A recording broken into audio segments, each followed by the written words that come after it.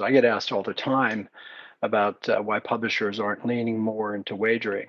And there's a few answers for that, right? And my first answer is always you can't look at a publisher as a publisher. A publisher has lots of different titles, most of these publishers. And the nuance is what kind of title we're talking about, what the rating is, right? So I always say you can pretty much eliminate at this point in time, right?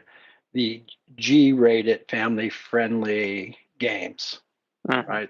That's problematic. And that's problematic because there are lots of parents out there who just aren't going to like their kids playing a game that's G-rated and has some sort of wagering piece to it. So that's problematic. As you get up to mature, it becomes much more sort of doable and addressable, right? Because people just assume that if it's a mature game, there are mature themes, and you can do things like wagering, et cetera, et cetera. So that, I always say to people, don't think of a publisher as a publisher. Think of a publisher as having a whole sort of stable of titles, and them all being in different ratings, and then always go to the older titles, right? The more mature titles.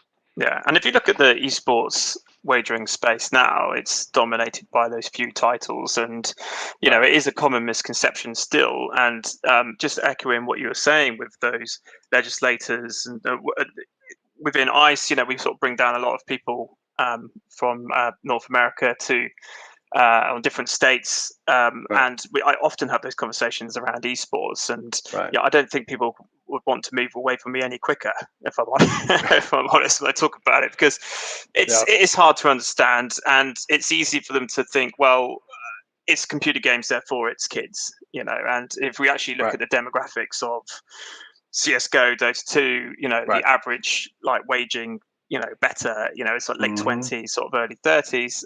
It's affluent group of people. They don't need to be protected. Yeah. So it's that's correct.